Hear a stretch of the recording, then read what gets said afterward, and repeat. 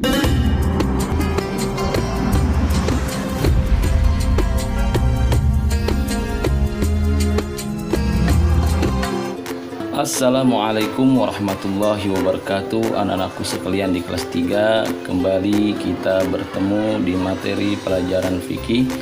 Bagaimana kabar kalian? Semoga tetap dalam keadaan sehat walafiat, tetap jaga kesehatan, tetap semangat belajar. Baik, sebelum kita memulai pelajaran ini, mari bersama-sama kita berniat dan berdoa dengan harapan semoga ilmu yang kita pelajari pada hari ini menjadi ilmu yang berkah, menjadi ilmu yang bermanfaat. Bismillahirrahmanirrahim. Nawaitu ta'alluma li'ila'i kalimatillah Rabbi zidni ilma warzuqni fahma waj'alni minas solihin. Anak-anakku semua, setelah kita sebelumnya mempelajari materi puasa Ramadan dan kemuliaan bulan Ramadan, maka sekarang kita akan mempelajari materi puasa sunnah. Dengan tujuan pembelajaran diharapkan setelah kalian nanti mengikuti materi ini, kalian mampu yang pertama menjelaskan ketentuan puasa sunnah dengan benar, yang kedua kalian mampu menyebutkan jenis puasa sunnah dengan benar, yang ketiga kalian mampu menyebutkan lafal niat puasa sunnah dengan benar, dan yang keempat kalian mampu menjelaskan hikmah puasa sunnah dengan benar. Tentu kita sudah mengetahui pengertian puasa dari pelajaran kita sebelumnya ya. Nah, puasa adalah menahan diri dari hal-hal yang membatalkan puasa dari sejak terbit fajar sampai tenggelam matahari dengan niat tertentu.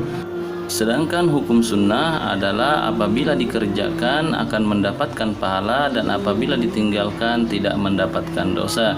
Jadi puasa sunnah adalah puasa yang tidak wajib dilaksanakan, namun alangkah baiknya jika kita laksanakan agar kita mendapatkan ganjaran pahala dari Allah Subhanahu wa taala dan sebagai pelengkap puasa wajib kita. Adapun pelaksanaan atau praktik puasa sunnah sama seperti puasa wajib. Berikut hal-hal yang harus kita lakukan saat berpuasa sunnah. Yang pertama, kita harus berniat di malam hari atau pada pagi hari sebelum matahari condong ke barat dan kita belum melakukan hal-hal yang membatalkan puasa. Nah, inilah yang membedakan antara puasa wajib dan puasa sunnah. Jika puasa wajib niatnya hanya boleh dilakukan pada malam hari sebelum fajar terbit, berbeda dengan puasa sunnah boleh dilakukan niatnya pada pagi hari sampai ketika matahari condong ke arah barat dan kita belum makan ataupun minum serta melakukan hal-hal yang dapat membatalkan puasa. Yang kedua, kita disunnahkan makan sahur mulai tengah malam sampai sebelum fajar terbit. Dan yang ketiga, kita harus menahan diri dari makan dan minum serta hal-hal yang dapat membatalkan puasa. Dan yang keempat, kita harus meninggalkan perbuatan tercela dan menjaga lisan dari perkataan kotor. Dan yang kelima, memperbanyak amal ibadah, memperbanyak doa dan memperbanyak sedekah. Dan yang keenam, kita segera berbuka saat matahari telah terbenam dan berdoa ketika akan berbuka. Anak-anakku semua, puasa sunnah sangatlah banyak. Berikut ini adalah beberapa macam puasa sunnah dan contoh lafal niatnya. Yang pertama adalah puasa Senin Kamis. Ini adalah puasa yang lumrah dilakukan oleh umat Islam. Hari Senin disunahkan berpuasa karena hari tersebut merupakan hari kelahiran Rasulullah SAW. Sedangkan hari Kamis adalah hari pertama kali Al-Quran diturunkan kepada beliau. Adapun contoh lafal niatnya adalah sebagai berikut. Niat puasa hari Senin, nawaitu shauma ghadin yaumil itsnaini sunnatan lillahi ta'ala. Untuk puasa hari Kamis, nawaitu shauma ghadin yaumil khamisi sunnatan lillahi ta'ala. Puasa sunnah yang kedua adalah puasa Asyura, yaitu puasa pada hari Asyura atau Yaum Asyura pada tanggal 10 bulan Muharram. Puasa ini fadilahnya adalah dapat menghapus dosa 1 tahun yang telah lalu. Adapun niatnya, nawaitu shauma ghadin li yaumi asyura sunnatan lillahi ta'ala. Puasa sunnah yang ketiga adalah puasa Sya'ban. yaitu puasa pada bulan Sya'ban atau bulan ke-8 dalam kalender Hijriah, tepatnya bulan sebelum bulan Ramadan. Sedangkan contoh lafal niatnya adalah nawaitu shauma ghadin min syahri Sya'ban sunnatan lillahi ta'ala. Puasa sunnah yang keempat adalah puasa 6 hari di bulan Syawal, yaitu setelah kita melaksanakan puasa Ramadan. Waktunya boleh dilakukan mulai tanggal 2 Syawal, pelaksanaannya boleh secara berurutan, boleh juga tidak berurutan. Puasa 6 hari di bulan Syawal yang didahului dengan 1 bulan puasa Ramadan, pahalanya adalah seperti puasa 1 tahun. Contoh lafal niat puasa Syawal adalah sebagai berikut: nawaitu shauma ghadin min syahri Syawal sunnatan lillahi ta'ala. Selanjutnya puasa sunnah yang kelima adalah puasa Tarwiyah, yaitu puasa yang dilaksanakan pada hari Tarwiyah tanggal 8 Zulhijjah saat jamaah haji bersiap-siap menuju padang Arafah. Adapun niatnya adalah nawaitu shauma ghadin yaumit tarwiyati sunnatan lillahi ta'ala.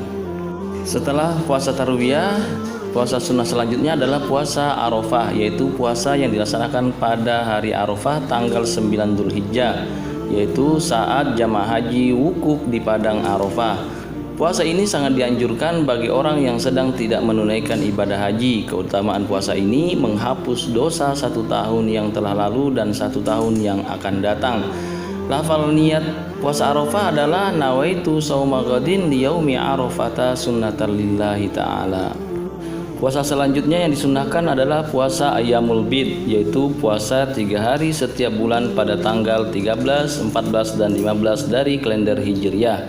Ayyamul Bid artinya adalah hari-hari putih karena pada waktu malam hari di hari-hari tersebut bulan purnama sedang bersinar dengan sinar rembulannya yang putih. Sedangkan keutamaan puasa Ayyamul Bid ini adalah pahalanya seperti kita berpuasa 1 bulan penuh.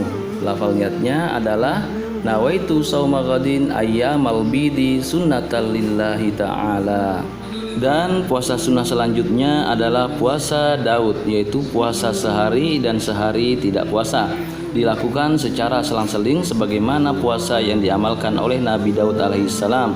Puasa Daud ini adalah puasa yang paling disukai Allah subhanahu wa ta'ala. Contoh lafal niat puasa Daud ini berikut ini: nawaitu shauma Dauda sunnatan lillahi ta'ala.